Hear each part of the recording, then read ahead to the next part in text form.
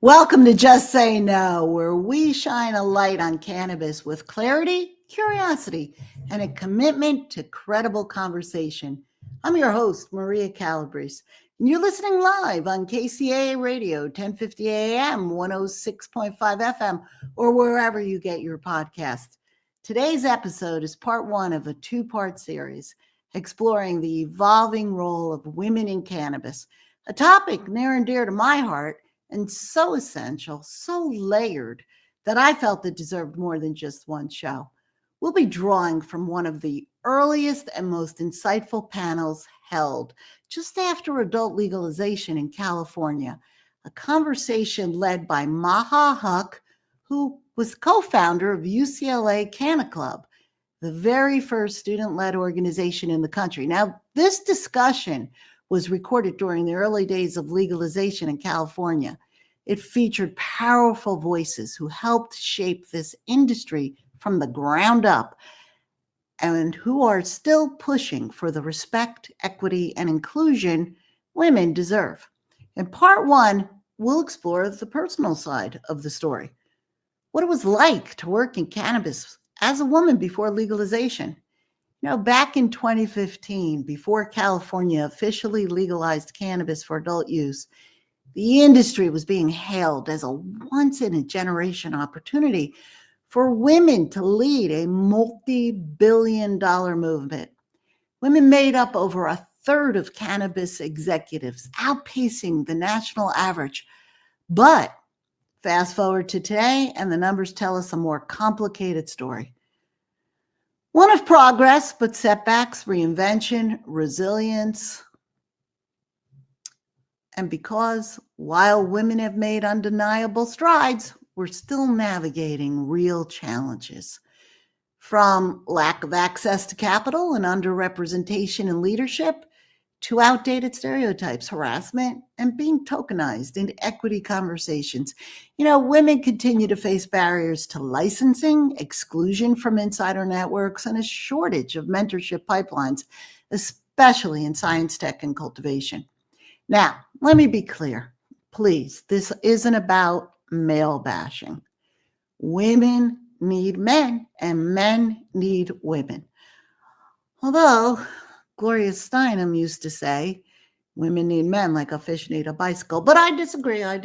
We need allies, collaborators, co-creators, because when women rise, we lift communities, families, and industries.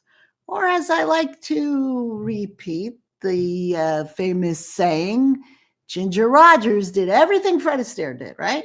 Except backwards and in high heels. So today we're giving space to the stories that too often go unheard and shining a spotlight on the voices that are leading this industry forward with both strength and grace, which, by the way, can coexist. That's where the real power lies, combining strength and grace. We're going to talk about how far we've come, what still needs to change, and how stigma lingers, not only in society, but even in our family conversations. Later in the show, I'll spotlight the award-winning documentary, Mary Jane's The Women of Weed, share practical consumer tips on how to support equity-driven cannabis brands, and feature a special GBL TV quick hit video celebrating the feminine power of the plant herself. Plus, I'll share key legal updates. And finally, we'll hear from panel audience members sharing their reactions and thoughts to this important conversation. Remember, be sure to join me next week for part two, where we'll take the conversation further into the systemic issues of gender and racial equity, why representation in cannabis science and research is critical for women, and how we can build an industry that truly reflects the values of inclusion, wellness, and justice. So whether you're canna curious, an advocate, a patient, a policymaker, or just someone who wants to hear smart conversations with some of the boldest women in the industry, this one's for you. So sit back, relax, and let's get smarter together with some of the smartest and strongest Minds in the industry.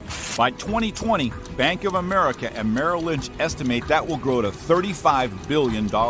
And many experts believe it could eventually reach $200 billion each and every year.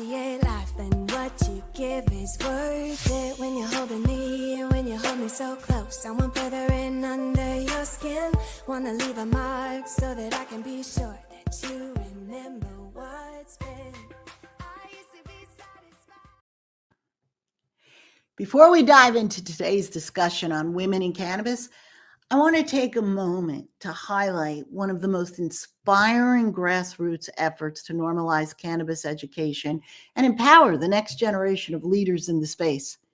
You know, back in the early days of California legalization, a group of forward-thinking students at UCLA came together to launch Canna Club, the first student-led cannabis organization in the country. Their mission? To educate fellow students about the real career opportunities emerging in the cannabis industry, from science and research to business, law, advocacy, and public health. They wanted to destigmatize cannabis by replacing myths with information and help students have informed, meaningful conversations, even the tough ones, with their families and future employers. You know, at the helm of this groundbreaking initiative was Maha Huck, who brought together a dynamic group of panelists who we're going to hear from today, including Ophelia Chung. Now, Ophelia is the founder of Pot Stock Images. Yep, we have Pot Stock Images. And why is this important? Well, because Ophelia has worked to dismantle the one-dimensional and often harmful portrayals of women in cannabis culture, pushing for authentic, diverse representation. Think back. I'll tell you why this is important. Do you remember the days of green crosses on the storefronts? And the bikini-clad women on Venice Beach waving people into doctors' offices to get their medical cards? Women were often used as props, hypersexualized, gimmicky representations meant to attract male customers. What else is new? So cannabis is no different than many other brands, but let's stick with cannabis. It's so important to destigmatize it and crush these stereotypes and to represent it properly. So, because these images, they reinforce the idea that cannabis was a party drug, not a plant with medical, therapeutic, or any cultural value, and certainly not a space for professional women. By launching Pot Stock Images, Ophelia created a much needed alternative, a stock photo library featuring real people of diverse backgrounds, ages, body types, and identities. Her goal was to give media and marketers a way to portray cannabis users authentically, not through outdated or objectifying stereotypes. It serves no one. And then we'll be hearing from Dr. Brandy Cross, who's also on the panel. Dr. Cross is the founder of the Pot Lab. She's going to speak to the urgent need for more women, especially women of color, in STEM and cannabinoid science and cannabis research. She'll speak more in depth of that in part 2 of next week's episode, but we'll be hearing from her today. And Felicia Carbajal. Now, Felicia is a longtime community organizer and founder of Hi Felicia. Felicia grounds the conversation in the lived reality of the war on drugs and what criminalization meant for women before legalization. And of course, our moderator, Maha Huck, who, after founding the UCLA Canna Club, She has gone on to become a respected independent consultant for retailers, consumption lounges, brands, and events. Maha has led successful projects with multi-state operators and high-profile cannabis companies. She currently sits on the boards of the Los Angeles chapters of NORML and the Cannabis Chamber of Commerce and teaches cannabis science at Oaksterdam University in Oakland, California. Now, each one of these panelists is shaping the narrative of what women in weed really look like, reflecting on the role of women in cannabis and how far we've come in creating respectable, meaningful roles for women in dispensaries and beyond. So let's have a look and a listen. What are your major goals and objectives for this evening's panel? What you would love to see happen? Oh, wow. A lot, really. My major goal for the student group was to highlight women, and now we're finally doing it. So this is a goal in the making, happening right now. But what I want is other girls to feel more empowered, student females to be more empowered about this whole industry, about these women, and someone to look up to. And these women are great contributors, very inspirational, very empowering, and it all begins with education, and you are doing beyond your part to spark the conversation. Thank you so much. I really hope it does start some conversations, some dialogues within the students. I anticipate it will, and that's the goal. That's the start. Conversation, change, and a better world. Definitely. All right. Thanks. Well, we look forward to talking to you after the panel. Of course. I am so very honored to introduce y'all to three amazing individuals. We've got Ophelia Chong, Dr. Brandy Cross, and Felicia Carbajal. So, yeah.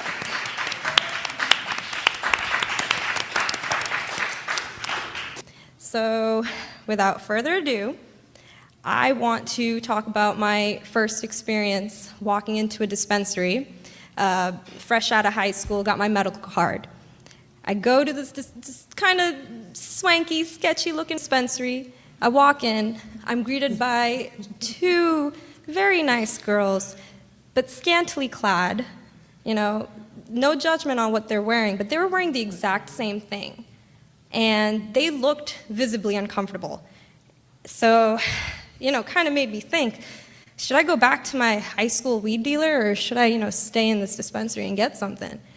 There was a manager that popped up, and rather telling the girls to fix around the dispensary, like the buds and stuff, he was telling them to fix their clothes and show more cleavage. So that left a bad taste in my mouth and prompted me to work at a dispensary and maybe change things, because all these dispensaries were just female bud tenders. And that was the perception of women 5-6 years ago in the cannabis industry. When I first started, that's all we could do was be bud tenders. And since then, it's evolved, thankfully, but not completely. So my question for any of y'all, anyone can chime in, how has the cannabis industry evolved from the time you guys started, and how was it for women back then? So I think maybe because I might have the oldest experience with this plant and the relationship, maybe I'll start. 1995, the Bay Area, Oakland, Berkeley, San Francisco. In terms of how was it, I mean, the first thing when you were explaining your story, I haven't shared this, but I've been dealing with a lot of just trauma, just surrounding the war on drugs and how I'm processing all of this stuff. So I'm like, oh shit, I should share with you guys one of my experiences. So 1996, I don't know, I'm 20 years old. I get picked up at Oakland International Airport with somebody with a gun. So, for me, my experience has always been this interesting one, because that's my first experience as a young person. And then, as I was an adult, I got to work with Dr. Alan Frankel. I got to see medicine, so I got to see CBD before it became hip, chic, whatever we're calling it now, in terms of it being everywhere, and Whole Foods is getting ready to have it. So, I mean, I've seen just the a very colorful experience with this plant. So my first story is always just interesting when I think about all of the experience I've had. But in 1995, I was sitting at a friend's apartment. They threw a big sack of weed down and asked me if I would take it into the city, because I was headed into the city, and I said yes. And so, I mean, that is my experience. So for me, it's always been this interesting one in terms of how do we get people access? How do we share information? How do we create this change? How do we break down these institutions that we currently have? So I'm actually one of the children that grew up on pot. I was one of the minors that was able to convince my parents to get a prescription for me in 1996. I was a high-performing student. I was in AP Biology, AP Law, AP English, but I never went to school and I got straight A's because I just showed up for the tests. Once I started smoking cannabis, I started making my way in the world. I started community college in 1995. Ooh, I'm dating myself. And I was 16. You already did, girl. I know, right? We already did. And I'm living proof that cannabis does not make children stupid. It does not slow development. Because I went straight from there to Cal State Northridge on a scholarship through the Department of Defense in science. I got my bachelor's degree from CSUN, working on actually the endocannabinoid system under Dr. Cohen there. I got my master's degree there, and I went to Johns Hopkins School of Medicine 5 years after, working in pharmaceutical industry here at UCLA, and even a startup that now I'm collaborating with here at UCLA. Cannabis enhanced my life. It gave me direction. And back when I was leaving for Hopkins, I didn't know I was going to be a pioneer in Baltimore. I didn't know I was going to be doing something different when I left. I was all hype. I was like, I got into my top school. I'm going to Johns Hopkins Medical School. I like told everybody in Panorama City. Everybody knew. All the way to Van Nuys, probably all the way here. I was screaming, and I was one of two CSUN students, or actually two students from Los Angeles, and we both went to CSUN. It was weird. That got in that year. When I moved to Baltimore, I didn't realize I wouldn't have access to medicine. I know it's stupid. Like, whoops, I forgot something. So I drove across 2 pounds. I don't think they can convict me for that anymore, right? No, you're good. And soon I started finding myself going up to, you know, the outskirts of New York, near Canada, and getting pounds for myself, but also starting to toy around with things. And actually, the pot lab was like established like 10 years ago now, just to medicate myself. I was going on trips to Jamaica with my really hot girlfriend at the time, and learning how to make medicine from indigenous people, indigenous Black people who brought the seed from Africa to that land and still keep their strains there. It was powerful. I learned how to make bud rum. And I learned that that's not actually psychoactive because it's full of THCA, and there goes my thesis. So when I graduated and had this underground pot club in my apartment for like 3 years, and the best Hopkins edibles you could get, was that cannabis was probably a vegetable. And so I started the pot lab officially to study the natural raw chemicals in cannabis and hemp plants, and hopefully establish nutritional guidelines for raw cannabinoids. So it's changed a lot. Now I see people getting into this industry like money signs in their eyes, when it used to be people with tears in their eyes saying, this is all that works for me, I will die without this. Like people like me who cried at night with pain without it, people who needed access to this other thing. And I think without stepping up and preserving those boundaries and those limits around at least medical cannabis, we're gonna lose the health benefits forever. How is it being a woman in the cannabis industry from the time you started? And a little background on what you do too. My name is Ophelia Trum, and I'm not related to Tommy. So as a woman, I'm speaking from the point as being a mother, right? So I became a mother who was like, what the hell are you doing? To the apples, there's holes in them. To like, this is the best thing ever. And so and another part of that too, both my daughter and I are both sober. She doesn't partake anymore at all right now because she's still early in the process. But I have not had alcohol in 15 years. So actually being in cannabis was a really big, thank you. I'm not tempted anymore by margaritas. So being in cannabis was a big decision for me, and it was because my sister was dying. And so I needed to change what cannabis looked like. So I started the largest stock agency in the world that specialized in cannabis in Adobe. So as a woman, I started because I was a mother who was against it, to a mother who was for it, to a sister who insulted her own sister for using cannabis, and that's why I'm here. So as being a woman, that's why I'm here. So I went through all these stages. Nice.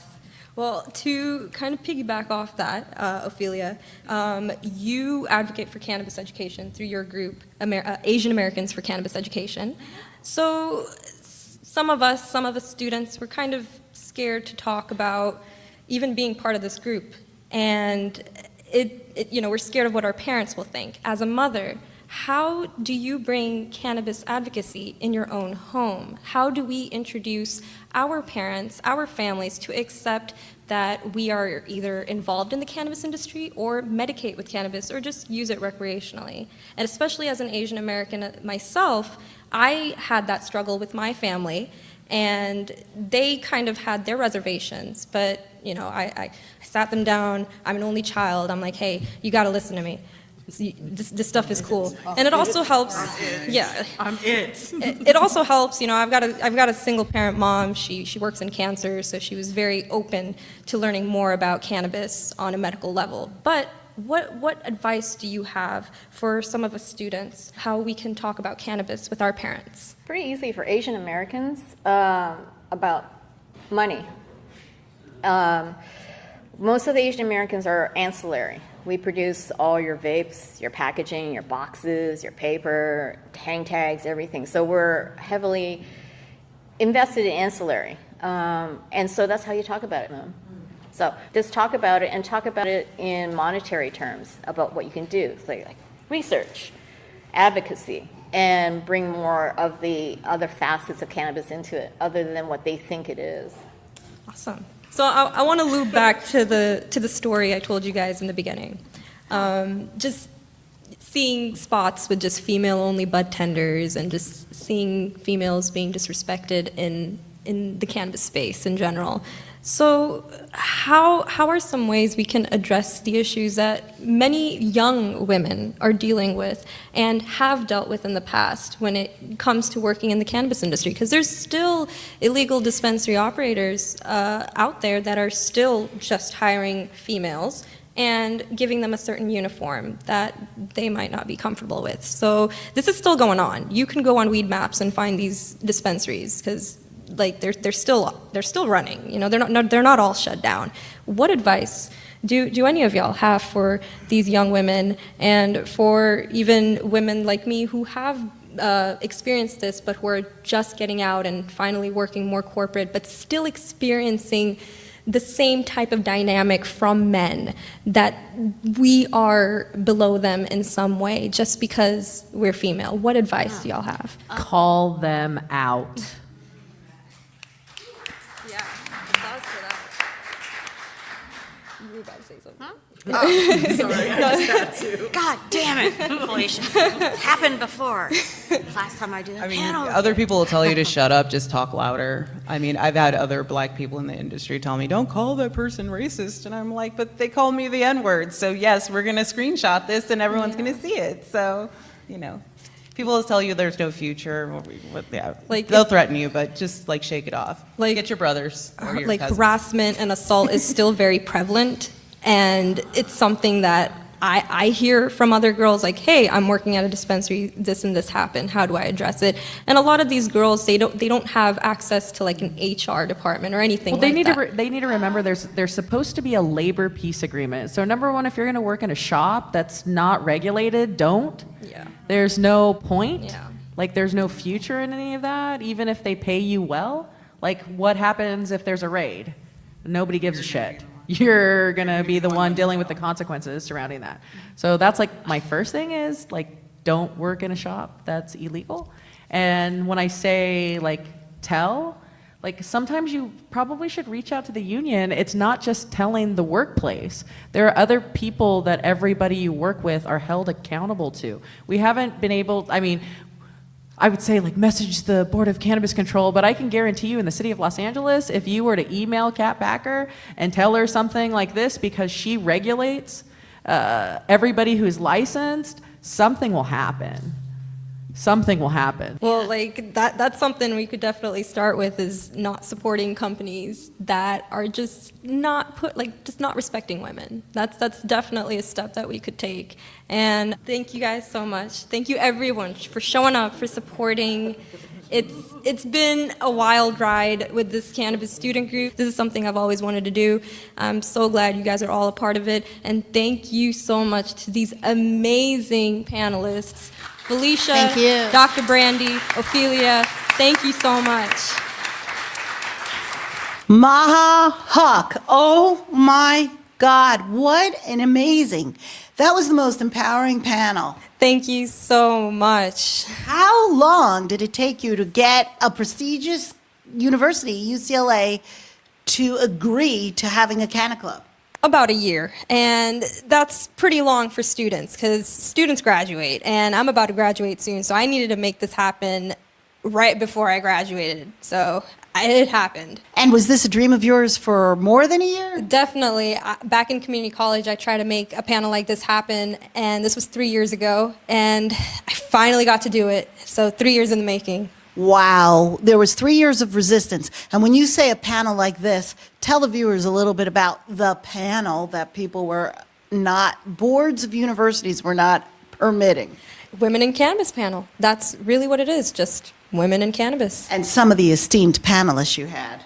Felicia Carbajal from California Cannabis Advocates, Dr. Brandy Cross from Smart Farm Research Group, and Ophelia Chung. Push Magazine. She's an entrepreneur. She created Stockpot Images. Yeah. So we try to cover all different sectors of cannabis with this panel, not only on a physical diversity level, but also with their careers, just to kind of showcase students what else is out there for them. It's a multifaceted plant. It ranges from careers in law to policy to rules to regulations to science to research to medicine. Definitely, and that's what a lot of these students are wondering about, where they can fit into the cannabis industry. And hopefully this panel gave some insight on that for not just the female students, but all of the students who came through. Well, it was well attended and by both genders. Kudos to the students. Oh, yeah, definitely. It was all the support from the Canna Club student members. Couldn't have made this happen if we didn't have such a large student membership. I'm very happy that this is all coming together and we're all doing this together. We were talking about media, and that's something that why we were just thrilled that you invited us to cover it. And the way that marijuana and cannabis has been represented, and even still is represented, the smoke coming out of the back of the van, there's an audience for that. But the audience is so much larger. Yeah, no, things are definitely changing now. Social media, YouTube, all these video platforms, like, they need to start putting on better content for cannabis, and that's what you guys do. Oh, thank you, thank you. Well, you provide the forum and you put the panel together and organize. It's going to take education, it's going to take organization, and it's going to take outreach. And outreach is limited because the audience that's not being talked to is also the audience that's a little scared to be chatting about it on social media. We have to provide content to inspire and empower conversation, and then we have to find distribution that's brave and not looking for shock value. The numbers will be there. If you build it, they will come. Definitely, that's what we're trying to do at Canna Club, and with your guys' help at Green Bee Life, that's how we're achieving it. Well, it's not a plant to be marginalized. It was misrepresented. It was persecuted. And it just, there's so much, and there's such a need for research so that we can, there is data out there too. The National Health Institute has a complementary medicine area that has data, but how to get the data to the patients, to the doctors, to the hospitals. Educate, educate, educate, educate. Talk about it. Open up a dialogue and bring on some professionals, healthcare professionals, researchers who are actually researching on this very content. Students need to be more exposed, not just students, everyone else. They just need to be more exposed, and that's just something we're trying to do here, and you are trying to do the same as well. And with combined efforts, we can get further than we are now. And you are helping that to go along. So, describing tonight in a word, what would you say? Beautiful. Beautiful. Thank you. Thank you.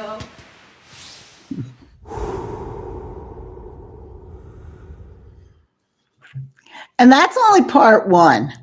It's a powerful, powerful, powerful panel to hear firsthand what it meant to be a woman in cannabis before the industry started to gain legitimacy, and how even now there's still work to do.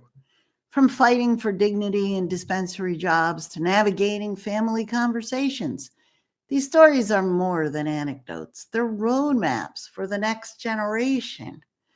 This is what breaking the glass ceiling really looks like. It's not just about leadership titles, which are nice, but it's about reclaiming our place and reshaping how this industry sees, hears, and values women, which leads me to this week's product spotlight.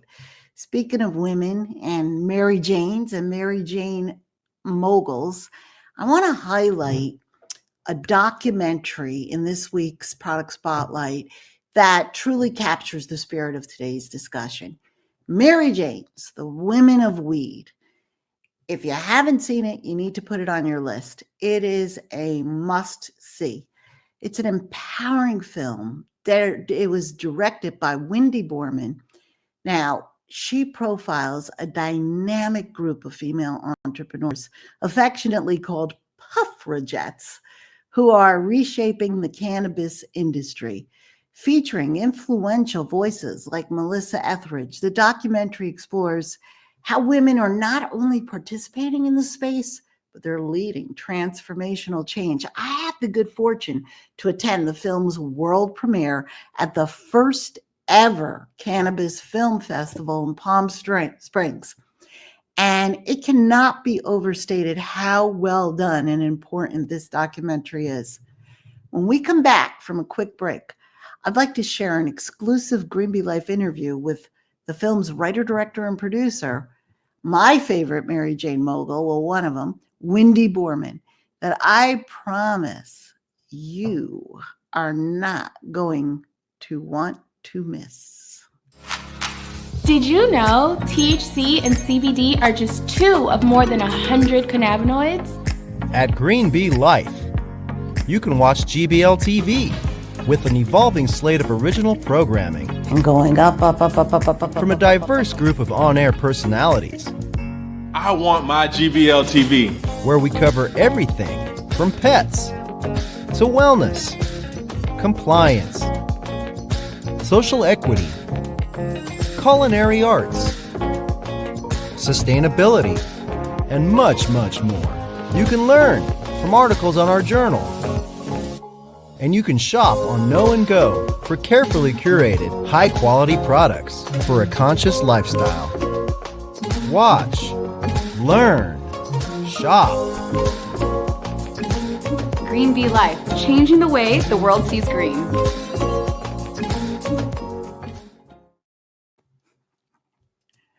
Welcome back. You're listening to Just Say No on KCAA Radio, 1050 AM, 106.5 FM. I'm your host, Maria Calabrese, and today we're discussing the evolving role of women in cannabis that is rife with as many challenges as possibilities. Up next is my exclusive interview with Wendy Borman, one of my all-time favorite Puffragettes, Mary Jane moguls, producer, writer, director of the award-winning documentary Mary Jane's The Women of Weed.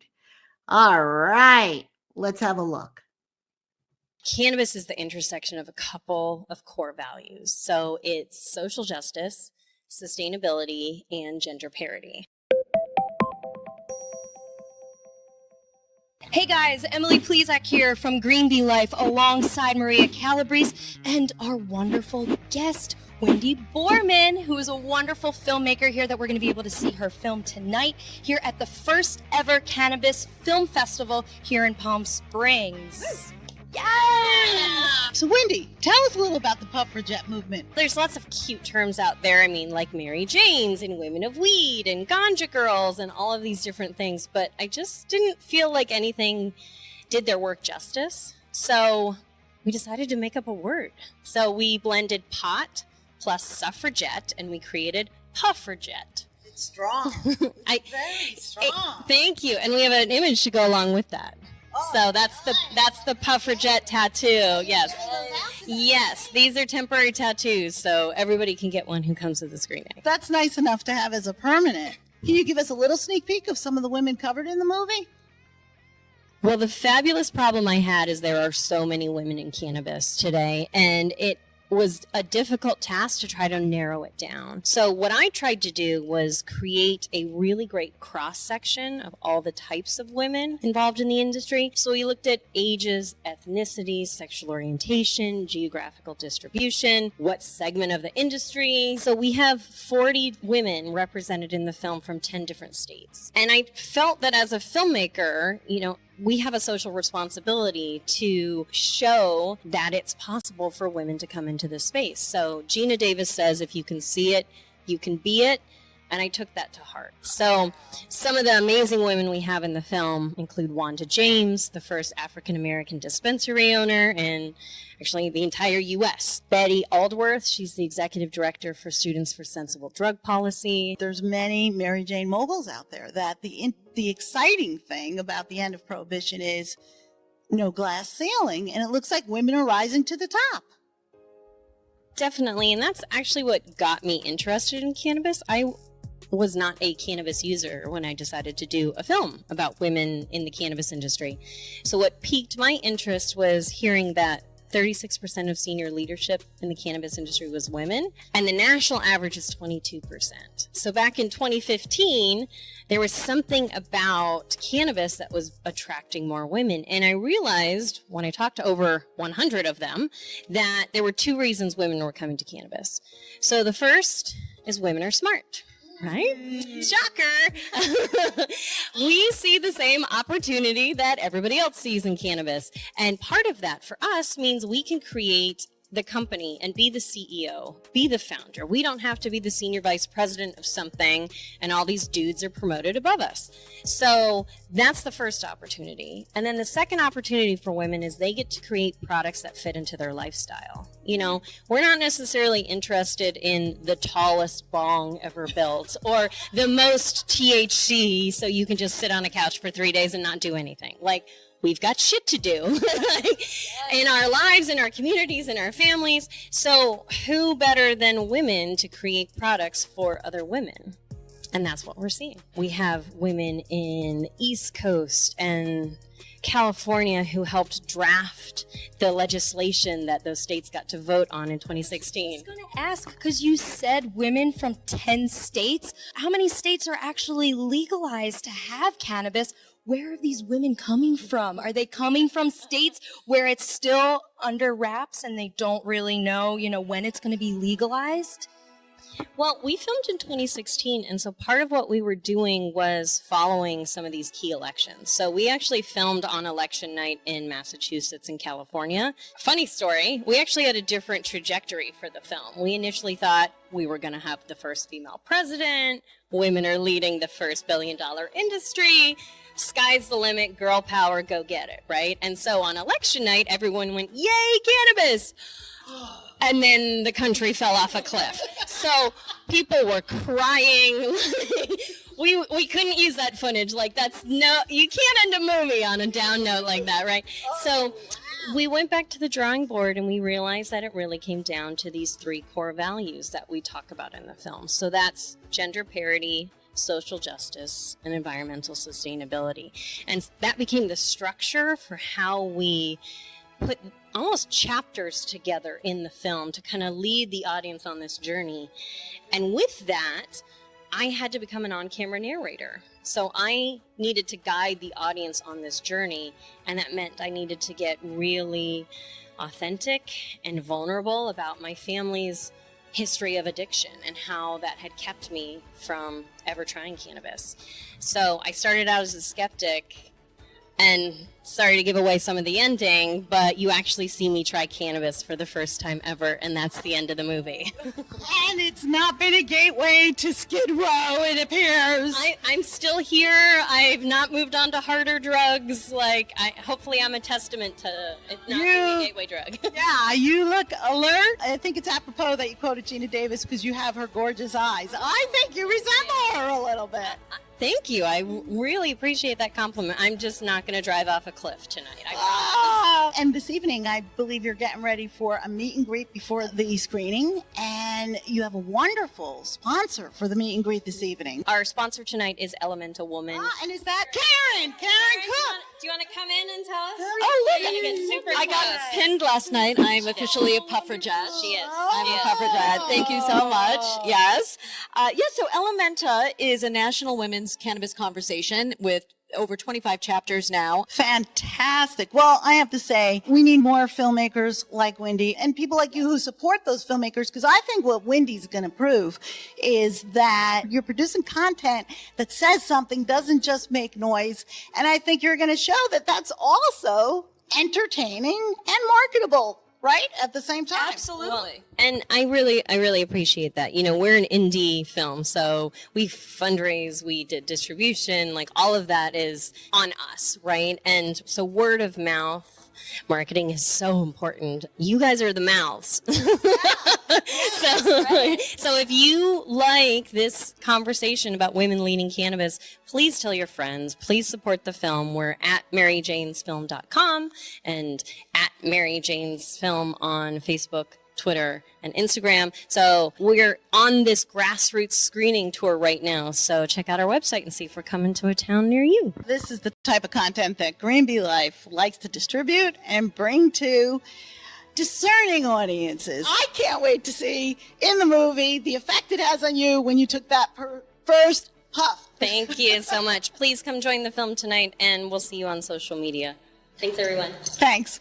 You should care because it's going to bridge a gap between cannabis, commerce, and the community. This is an industry that was born of a movement. But with that, not surprisingly, comes responsibility and accountability like any other industry. The greatest harm that's associated with marijuana is actually the prohibition of marijuana and the laws that have been created around it. We're having legitimate conversations about the failure of the war on drugs. It is the door that you take your foot and you bust it down. So we're a movement, an industry, and consumers that are all working together. I realized I wasn't just starting a business, I was like joining a revolution. We got the power! I believe walking the walk is the most powerful thing I can do. I feel like I have more questions now than when I started.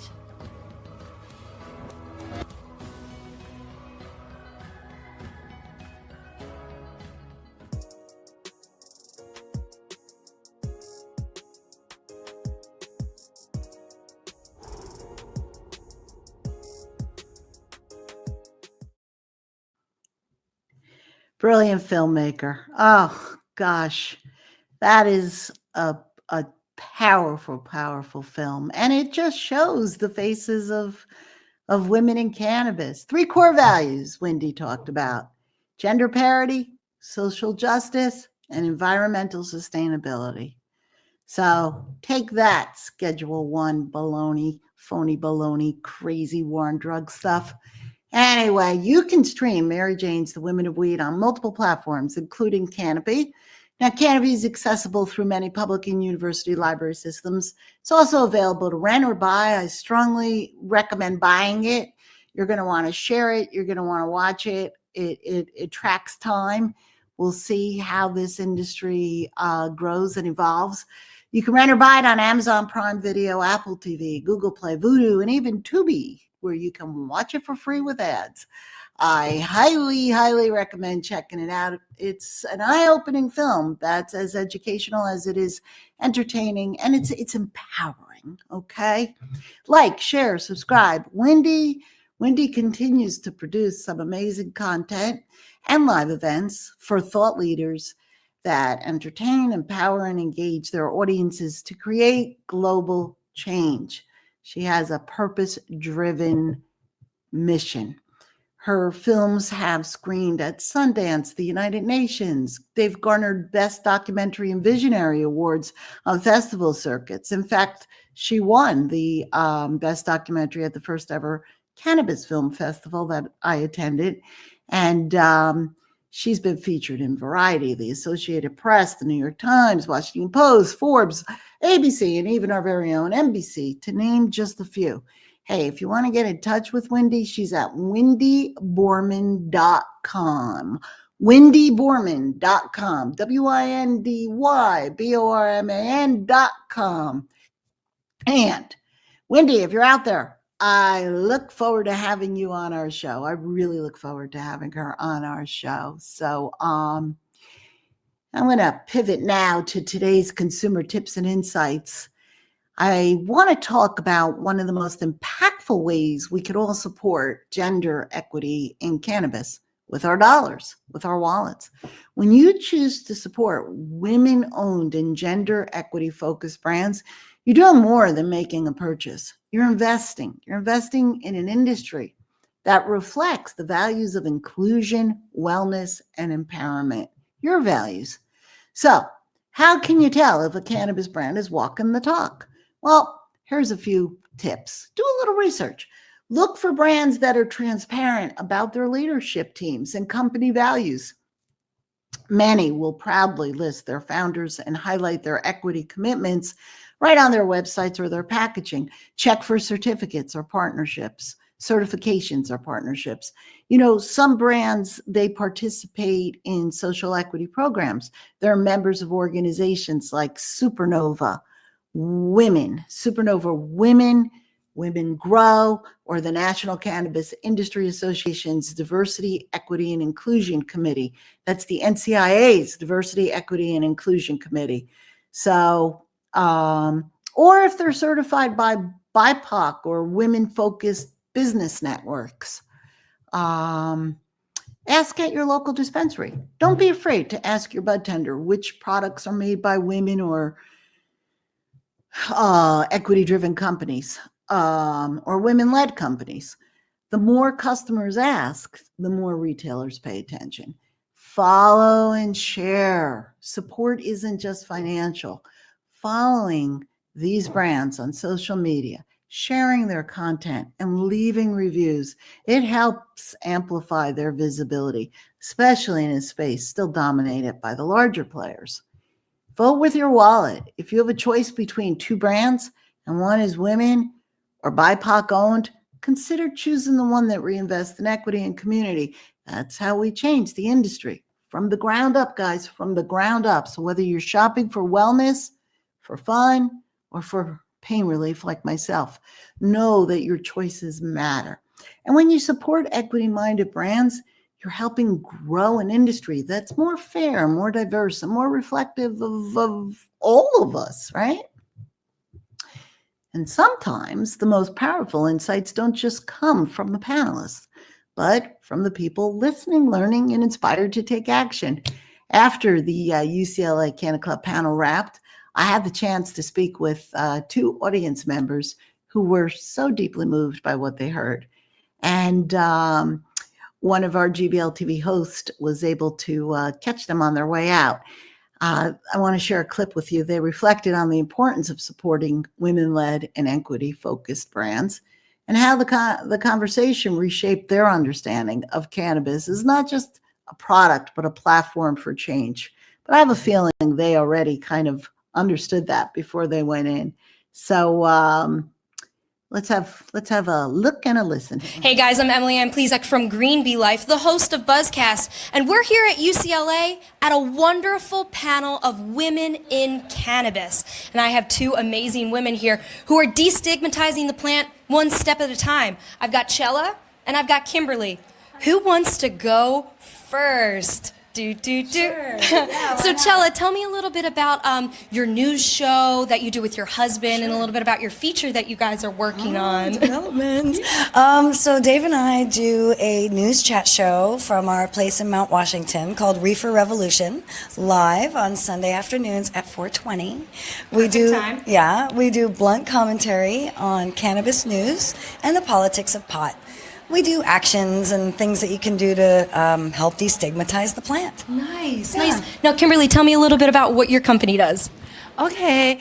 I set up for the people with the license who want to be manufacture the oil, distillate oil. So we know the technique, we got the knowledge, we get the machine in, we set up for them from A to Z and, run it and make the oil.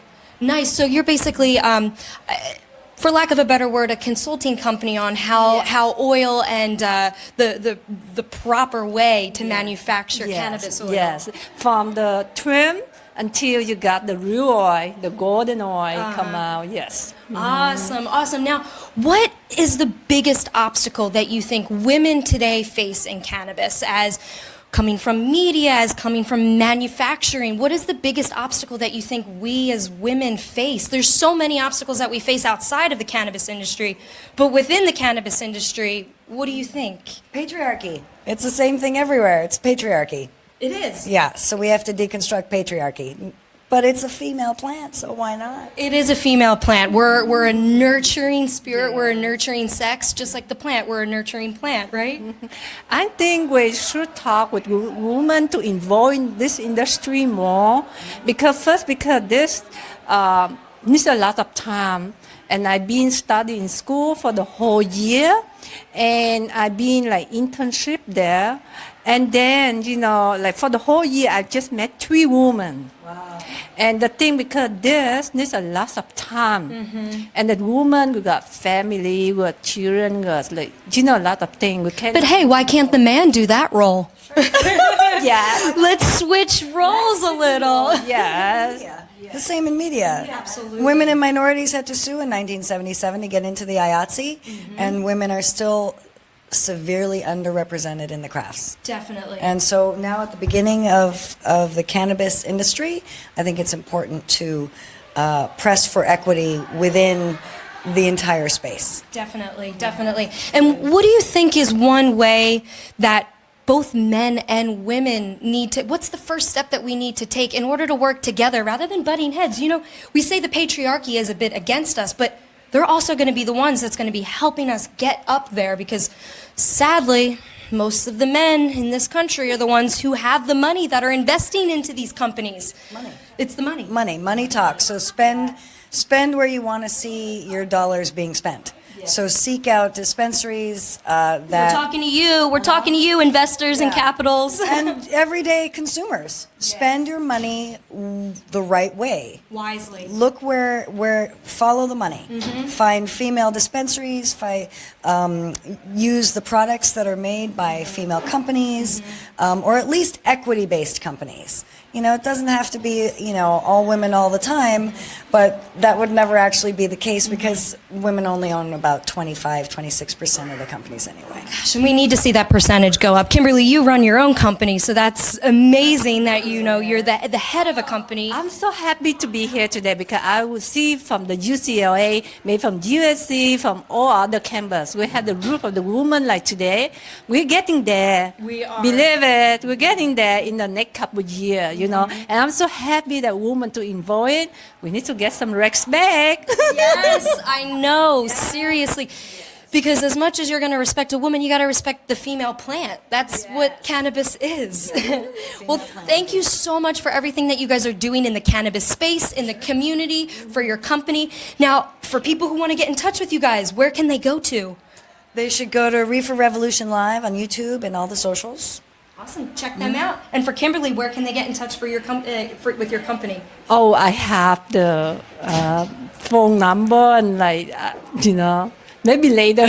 Okay. We'll make sure we get that information to you. If you want to get in touch with Kimberly, just let us know at Green Bee Life. Awesome. Well, women empowerment, we got this, ladies. Free the people. Awesome. They're just fantastic. Yeah, we just have to stick together, do this together. We can, I always say, we can fail individually or we can succeed collectively. And that's women with women and women with men, men with men, men with women. That's it. Just got to all work together. So as we continue to spotlight the evolving role of women in cannabis, it's important to take a look at where we stand legally when it comes to gender equity in this space and where the law is still falling short. While some states have implemented social equity programs aimed at supporting women and BIPOC entrepreneurs, progress is it's inconsistent. In California, for example, several municipalities have launched equity licensing initiatives, but many of those programs facing delays, funding gaps, and limited access to capital. At the federal level, cannabis remains illegal, which that just further restricts access to banking and business resources, especially for marginalized groups. Advocates are continuing to push for policies that prioritize equitable access to licenses, grants, and education. And while some progress has been made, there's no sweeping legislation to report at the state or federal level that specifically protects or promotes women in cannabis. Instead, we've seen a patchwork of well-intentioned programs, some helpful, others not so much, underfunded, delayed, or not designed with women's unique challenges in mind.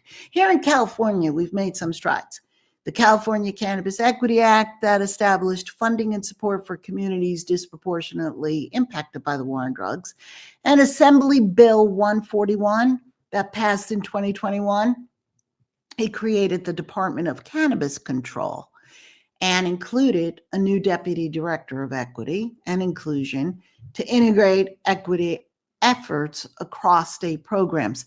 Cities like Los Angeles have extended deadlines for social equity applicants, aiming to give more time and access to qualified individuals, many of them women, people of color, to enter the legal market. But despite these efforts, gender-specific barriers persist. Most equity programs don't directly address the lack of access to capital for women entrepreneurs, and they often overlook the need for mentorship, childcare support, or the financial literacy tools women need to move from passion to profitability. You know, recent studies show that women now hold about 37% of senior level positions in cannabis. Now that's down from earlier highs and still far from true parity. And for women of color, the numbers are even more stark. You know, advocates are calling for solutions like decriminalizing cannabis at the federal level to unlock banking access for women-led businesses, conducting cannabis equity assessments to evaluate the impact of current programs, offering tailored business support for women and LGBTQ+ founders, and mandating diversity and inclusion training across the entire ecosystem. Organizations that deserve a shout out and to be supported, like the Minority Cannabis Business Association and Oaksterdam University, are doing the grassroots work, providing education, advocacy, and technical support where policy still lags behind. The bottom line, good intentions aren't enough. If we want a truly equitable cannabis industry, we need legalization and programs that are not just inclusive in theory, but in design, in funding, and in execution. So if you want to support change, pay attention to local policy meetings, equity program updates, and consider supporting organizations that advocate for inclusive legislation. Ask your lawmakers where they stand on equity in cannabis and keep showing up, because when policy includes women, everyone benefits and the entire industry grows stronger. I could go on and on and on. What a journey this has been. We've heard powerful reflections from women. I could go on. That's why we're having a part 2 next week. So we've heard powerful reflections from women who experienced firsthand the challenges and the changes in the cannabis culture from pre-legalization to the present. We've learned how crucial visibility, dignity, and respect